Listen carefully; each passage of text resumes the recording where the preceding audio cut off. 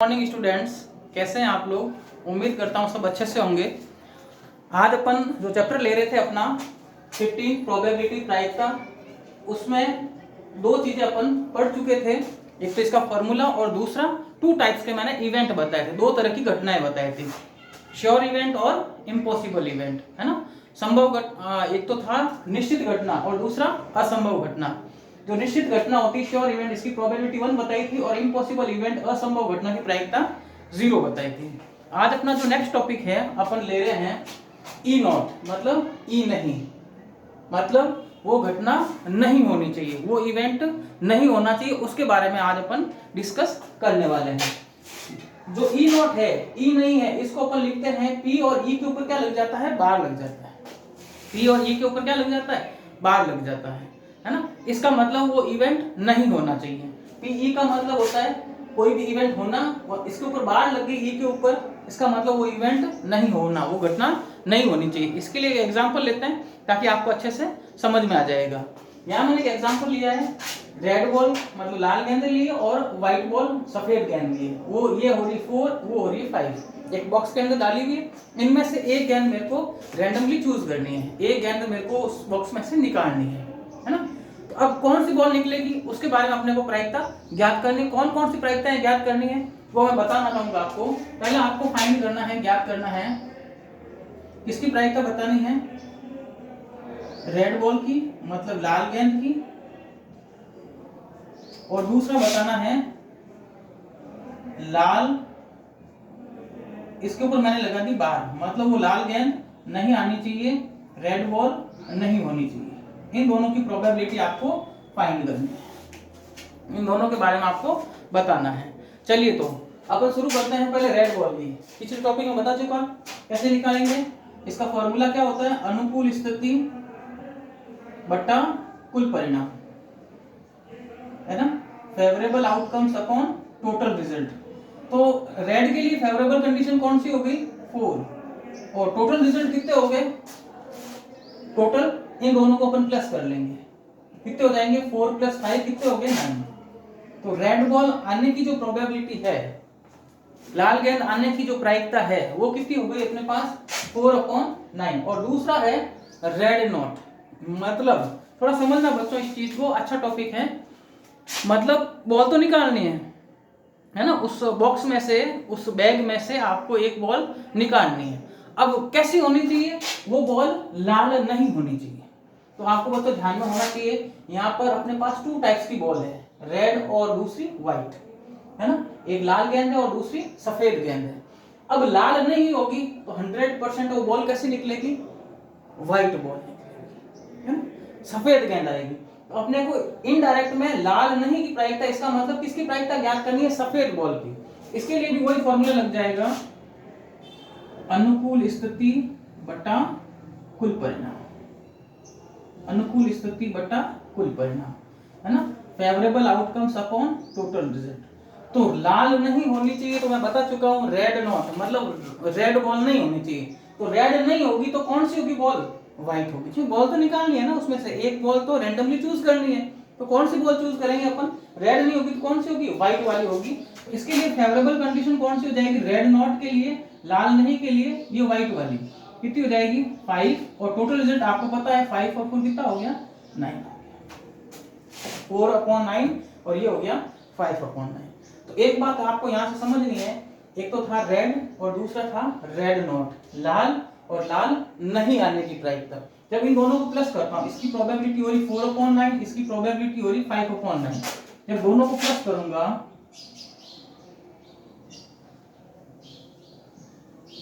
तो रिजल्ट क्या निकलेगा, अपॉन में 9, यहाँ हो गया 4 + 5, तो ये हो जाएगा 9/9, कितना हो गया, 1। तो ये कंक्लूजन अपन यहाँ से निकालते हैं, क्या, बहुत इंपॉर्टेंट चीज है, ध्यान रखना बच्चों। कंक्लूजन ये हो गया, एक तो पीई, जैसे ये रेड हो गया ना, लाल, तो पीई प्लस पीई बार, इन दोनों को जब प्लस करेंगे, इन दोनों को जब प्लस करेंगे तो आंसर देखो, इन दोनों को जब मैंने प्लस किया तो आंसर कितना आया, 1, है ना, 1। ये अपने पास एक इंपॉर्टेंट चीज बन जाती है। आपको ये अच्छे से ध्यान रखनी होगी। इसके साथ ही इसके दो फॉर्मूले और बन जाएंगे। कौन सा? जैसे आपको पीई फाइंड करना है, तो ये जो प्लस का है, जो प्लस वाला उधर जाएगा तो किसमें हो जाएगा? माइनस का हो जाएगा। तो क्या हो जाएगा? 1 माइनस पी, और ई के ऊपर क्या लग जाएगी? बार लग जाएगी। एक और फॉर्मूला हो जाएगा इसी का, मेरे को पीई नॉट फाइंड करना है ना, पीई नहीं ज्ञात करना है, तो इसका फॉर्मूला क्या हो जाएगा कि पीई के ऊपर क्या हो गई? बार। अब इस बार ये प्लस का है, इसको ट्रांसफर करूंगा तो किसमें हो जाएगा? माइनस में। तो क्या हो जाएगा? 1 माइनस पीई। ये काफी बार क्वेश्चन पूछा हुआ है, आप इसको अच्छे से समझना और पढ़ना। चलिए अपन जो नेक्स्ट टॉपिक है, मतलब अपने बोर्ड एग्जाम में इस चैप्टर से रिलेटेड जो जो क्वेश्चन पूछे जाते हैं वो कौन कौन से टॉपिक है, पहले उसके बेसिक के बारे में अपन अच्छे से पढ़ लेते हैं। पहले पढ़ते हैं अपन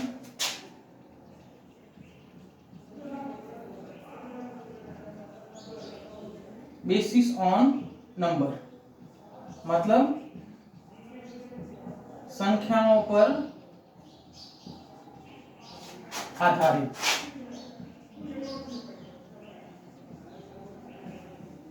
कौन सा पढ़ते हैं? संख्याओं पर आधारित। अब संख्याओं पर आधारित कैसे कैसे क्वेश्चन पूछेगा अपने को, है ना, कि नंबर के ऊपर किस किस टाइप के क्वेश्चन बनते हैं, वो अपने को यहाँ पूछता है अपने को क्वेश्चन। तो कौन कौन से होंगे? पहला अपने कुछ नंबर ध्यान रखने होंगे। सबसे पहला होता है इवन नंबर। किस टाइप का नंबर है बच्चों? इवन नंबर, जिसको अपन बोलते हैं सम संख्या।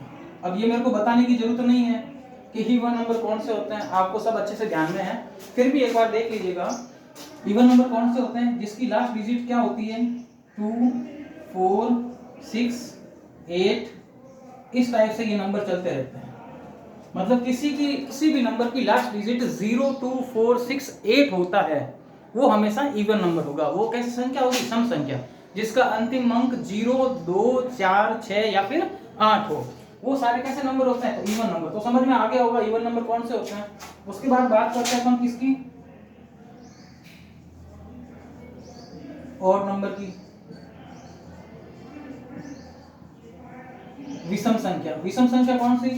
जो किसी भी नंबर की लास्ट डिजिट 1, 3, 5, 7, इस टाइप से ये नंबर चलता रहता है। 9, 11, ये जो नंबर होते हैं वो कैसे नंबर होते हैं? ऑड नंबर, विषम संख्या। इन नंबरों को आपको ध्यान में रखना है। क्वेश्चन कैसे बनेगा वो थोड़े टाइम बाद मैं इसके ऊपर डिस्कस करने वाला हूँ। उसके बाद आपको ध्यान रखना है प्राइम नंबर।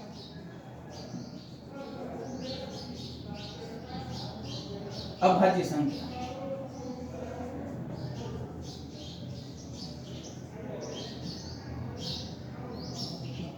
अभाज्य संख्या कौन कौन सी होती है, तो मैं थोड़ा सा इसके ऊपर थोड़ा सा डिस्कस करना चाहूंगा। प्राइम नंबर कौन से नंबर होते हैं? वे नंबर जो या तो खुद से डिविजिबल हो या फिर 1 से डिविजिबल हो, ऐसे नंबर को अपन बोलते हैं प्राइम नंबर। ऐसी संख्याएं जिनमें सिर्फ खुद का भाग जाता है या फिर एक का भाग जाता है, ऐसी संख्याओं को मैं बोलता हूं अभाज्य संख्या है। बच्चों ध्यान रखना, इस अभाज्य संख्या का क्वेश्चन काफी बार पूछा हुआ है, तो आपको ध्यान होना चाहिए। तो मैं बताना चाहूंगा, जैसे ये 2 है, 2 में 2 का भाग जाता है या फिर 1 का और किसी का भाग नहीं जाता, तो ये 2 कैसा नंबर हो जाएगा? Prime number. उसके बाद 3, उसके बाद 5, उसके बाद 7, उसके बाद 11, उसके बाद 13, उसके बाद 17, उसके बाद 19, इस टाइप से नंबर चलते रहते हैं। ये ऐसी संख्याएं हैं जिनमें सिर्फ खुद का डिवाइड होता है और किसी का डिवाइड नहीं होता, इसलिए इनको प्राइम नंबर बोलते हैं। ये आपको ध्यान में होने चाहिए बच्चों। उसके बाद हमारे पास कौन सा नंबर है? Perfect square number.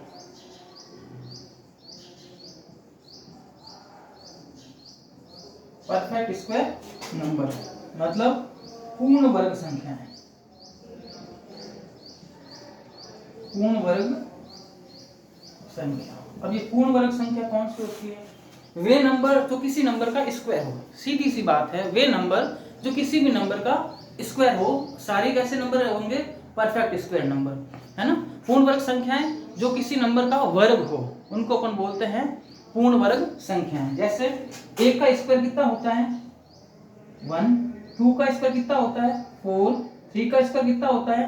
9, 4 का कितना होता है? 16, 5 का 25, 6 का 36, इस टाइप से 7 का 49, 8 का 64, 9 का 81 और 10 का 100, इस टाइप से चलते रहते हैं, है ना। 1 का स्क्वायर 1, 2 का 4, 3 का 9, 4 का 16, 5 का 25, 6 का 36, 7 का 49, 8 का 64, 9 का 81 और 100 10 का होता है। ये नंबर आगे तक चलते रहेंगे। फिलहाल मैंने आपको बताया है होते क्या क्या है। स्क्वायर तो आपको पता चल गया होंगे ना, जिसकी पावर 2 होती है उन नंबर को बोलते हैं स्क्वायर नंबर। अब इसके ऊपर क्वेश्चन कैसे बनेगा, है ना, क्वेश्चन कैसे बनेगा, तो उसके लिए अपन यहाँ पे इसको समझते हैं। जैसे कह दिया मेरे पास एक बॉक्स है, मैं यहाँ क्वेश्चन पूरा नहीं लिख रहा हूँ, आपको समझाने के लिए लिख रहा हूँ। एक बॉक्स है, बॉक्स में क्या है, चिट डाली हुई है, उस पर क्या लिखा हुआ है, 1 to 10 लिखा हुआ है। चिट समझ गए, छोटी छोटी पर्चियां काट के, पहली पर्ची पे 1, दूसरी पर्ची पे 2, तीसरी पर्ची पे 3, इस टाइप से 10 तक गिनती लिखी हुई है ना। फर्स्ट स्लिप जो है उस पर 1, फिर 2, 3 इस टाइप की चिट है। अपन खेलते हैं ना बच्चों, उछाल के फिर एक पिकअप करनी होती है, तो वैसी चिट डाली हुई है। उनमें से एक पर्ची को अपने को उठाना है, एक जो स्लिप है उसको अपने को रैंडमली चूज करना है। अब वो किसकी प्रोबेबिलिटी पूछ रहा है, पहले अपने को प्रोबेबिलिटी फाइंड करनी है मेरे को। जैसे उसने कह दिया इवन नंबर की, कैसे नंबर की, इवन नंबर की, मतलब सम संख्या की प्रायिकता ज्ञात करनी है। अब 1 से 10 तक में थोड़ा ध्यान देना, मैं यहाँ लिख रहा हूं 1 2 3 4 5 6 7 8 9 और 10, ये 10 स्लिप्स है। इनमें इवन नंबर कौन सा हो रहा है, इवन नंबर बोले तो मैं आपको बता चुका हूं, सम संख्या कौन कौन सी, 2 4 6 8 10, तो कौन कौन सी हो जाएगी, 2 4 6 8 और 10, कितने नंबर हो गए देखो बच्चों, 1 2 3 4 5। इसकी प्रोबेबिलिटी कैसे फाइंड करूंगा, वही फेवरेबल अपॉन टोटल, अनुकूल स्थिति बटा कुल परिणाम। तो इसके लिए फेवरेबल कितनी हो गई, इवन नंबर के लिए तो इवन नंबर ये वाले, और ये सारे इसके फेवरेबल कंडीशन, अनुकूल स्थितियां हैं कौन कौन सी, 1 2 3 4 और 5, तो कितनी हो जाएगी 5। और टोटल रिजल्ट कितने हो गए, 1 से 10 तक है तो 10 हो गए। तो इसको कट करूंगा मैं 5 से, 5 1 जा 5, 5 2 जा 10, 1/2। इसकी प्रोबेबिलिटी कितनी हो जाएगी, 1/2। एक ऐसा ही क्वेश्चन अपन और ले लेते हैं। जैसे मैंने बोल दिया प्रोबेबिलिटी मेरे को फाइंड करनी है प्राइम नंबर की, इसकी फाइंड करनी है अभाज्य संख्या। अभाज्य संख्या कौन कौन सी होती है इसमें से, तो मैं आपको बता चुका हूँ, प्राइम नंबर की लिस्ट पड़ी आपके सामने, 2 3 5 और 7, आगे 11 हो गया, वो 10 से क्रॉस हो गया। अपने को 10 तक ही था ना स्लिप में, पर्चियों पे 10 तक गिनती लिखी तो 10 तक काउंट करने को, 1 2 3 और 4, कितना हो जाएगा 4/10, कितना हो जाएगा 4/10। इसको जब कट करूंगा 2 से, 2 2 जा 4, 2 5 जा 10, तो 1/2 और दूसरा कितना हो गया 2/5। तो बच्चों आपको ये अच्छे से समझ में आ गया होगा। इसको वापस एक बार देखना, इसको घर पे पढ़ना एक बार, कौन कौन से टॉपिक है। ये जो बता रहा हूँ ये बहुत इंपॉर्टेंट है, क्वेश्चन इन्हीं के ऊपर से बनते हैं। इस टाइप के 3 4 टॉपिक और हैं, वो अपन अभी लेंगे नेक्स्ट क्लास में। तो बच्चों तो नेक्स्ट टॉपिक है अपना, वो ले रहे हैं अपन कॉइन। कौन सा ले रहे हैं, कॉइन मतलब सिक्का। अब कॉइन के ऊपर कैसे कैसे क्वेश्चन अपने को पूछता है उसके बारे में अपन डिस्कस करते हैं। सिक्का, तो आपको बताना चाहूंगा, जब भी कॉइन की बात होती है तो 2 चीजें आपके जहन में आती है, कौन कौन सी, एक तो होता है हेड, एक होता है हेड और दूसरा होता है टेल। हेड को बोलते हैं चित्त और इसको बोलते हैं पट, है? शॉर्ट में इसको लिखते हैं एच और इसको लिखते हैं टी। ये आपको ध्यान में होना चाहिए, जब भी कॉइन की बात आएगी तो किसकी बात होगी, हेड और टेल की बात होगी।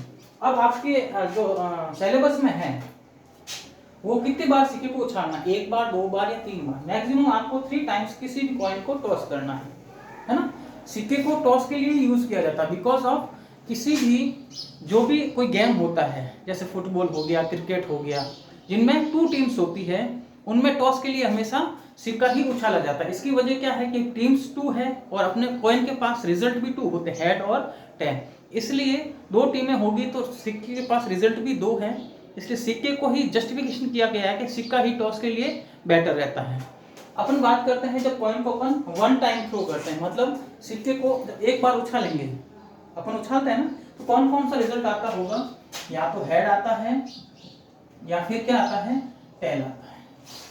या तो हेड आएगा या फिर क्या आएगा, टेल आएगा। टोटल रिजल्ट कितने हो गए मेरे पास, 2, या तो हेड या फिर टेल। अब हेड की प्रोबेबिलिटी पूछेगा, है ना, जब कॉइन को एक टाइम अपन उछालेंगे, सिक्के को जब एक बार उछालते हैं तो हेड आने की यदि प्रायिकता पूछता है, find the probability of getting head, तो हेड कितनी बार आ रहा है, एक बार, और टोटल रिजल्ट कितने हो जाएंगे, 2, तो कितना हो जाएगा 1/2। इसी टाइप से टेल की प्रोबेबिलिटी पूछ लेगा, तो टेल भी एक टाइम आ रहा है तो 1/2।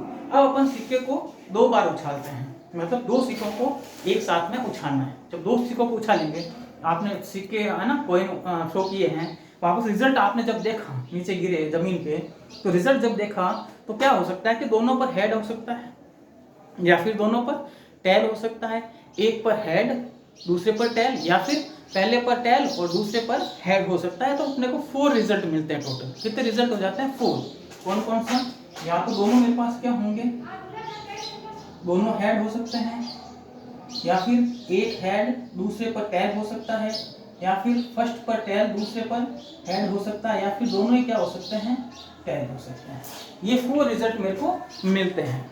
आपको समझ में आ गए होंगे 4 कौन कौन से, या तो दोनों हेड हो सकते हैं, या एक हेड दूसरा टेल, फर्स्ट वाला टेल दूसरा हेड, या दोनों टेल हो सकते हैं। अब उसने कह दिया find the probability getting 2 head, 2 चित आने की प्रायिकता। तो 2 हेड कहाँ हो रहे हैं, एक बार नहीं हो रहे हैं 2 हेड, बाकी 2 कहीं आए नहीं है, तो उसकी प्रोबेबिलिटी हो जाएगी 1, और टोटल रिजल्ट कितने हो गए मेरे पास, 4।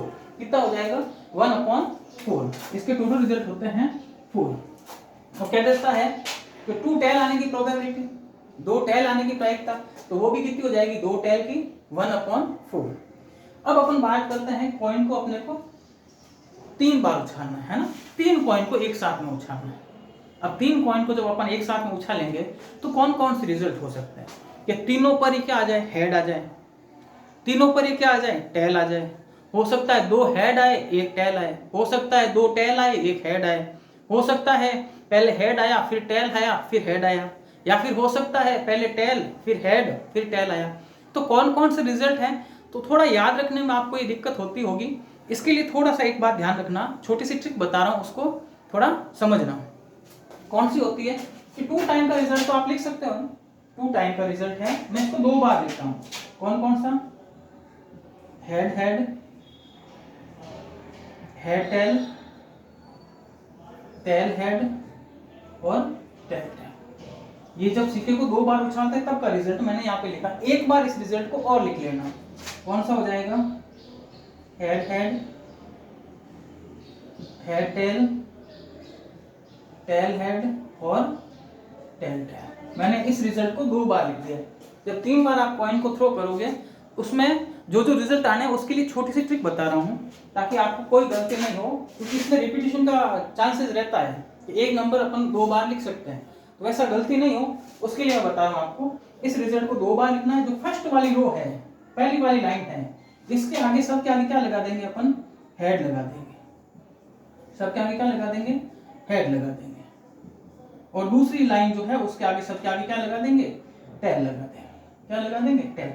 तो टोटल रिजल्ट आपको देखो मिल गए ना बच्चों, कोई दिक्कत नहीं, सारे जो पॉसिबल रिजल्ट थे वो सारे आ चुके हैं। 3 हेड भी है, 3 टेल भी है, हो सकता है 2 हेड हो एक टेल हो, 2 हेड हो बीच में एक टेल हो, पहले हेड आ जाए बाकी दोनों पे टेल आ जाए, है ना, पहले टेल आ जाए बाकी दोनों पे हेड आ जाए, या पहले पे टेल हो दूसरे पे हेड हो तीसरे पे टेल हो, या 2 टेल हो उसके बाद हेड हो। तो 8 रिजल्ट अपने को मिलते हैं। कितने रिजल्ट हो जाएंगे, 8 रिजल्ट। अब इसके ऊपर क्वेश्चन कैसे बनता है बच्चों, क्वेश्चन क्या आएगा, एक कॉइन को 3 टाइम थ्रो किया जाता है, एक सिक्के को 3 बार उछाला जाता है, तो तीनों हेड आने की प्रायिकता ज्ञात कीजिए, है ना। तीनों में क्या आना चाहिए, हेड आना चाहिए। तो 3 हेड कहाँ पे हो रहे हैं, सिर्फ यहाँ पे हो रहे हैं, बाकी 3 हेड है क्या वहीं पे, कहीं पे नहीं है। तो 3 हेड की प्रोबेबिलिटी कितना हो जाएगा, ये हो जाएगा 1 इसके लिए फेवरेबल, और टोटल रिजल्ट कितने हो जाएंगे 8, तो हो जाएगा 1/8। यदि वो कहेगा 3 टेल आने की प्रायिकता, 3 टेल, उसकी भी हो जाएगी 1/8। अच्छा वो कहता है सेम रिजल्ट आना चाहिए, तीनों time same result. Same result कहाँ हो रहा है, या तो सेम ये सेम हो रहे हैं या फिर ये सेम हो रहे हैं, तीनों हेड सेम है या फिर तीनों टेल सेम है। तो तीनों हेड और तीनों टेल कितने हो गए पॉसिबल आउटकम्स, 2। तो 2/8 कट, उसको कट करेंगे तो हो जाएगा 1/4। 4। तो यहाँ तक आपका ना ये जो कॉइन था, इसमें आपको जब कॉइन को 1 टाइम थ्रो करना है, 2 टाइम थ्रो करना और 3 टाइम थ्रो करना, तो ये वाले रिजल्ट मिलते हैं। क्वेश्चन अपने को देगा, बिल्कुल बोलेगा कि आप सिक्के को कितनी बार आपको थ्रो करना है, 1 बार, 2 बार या फिर 3 बार। तो ये सिक्के के ऊपर क्वेश्चन बनते हैं। नेक्स्ट टॉपिक अपन नेक्स्ट क्लास में लेंगे। थैंक यू बच्चों।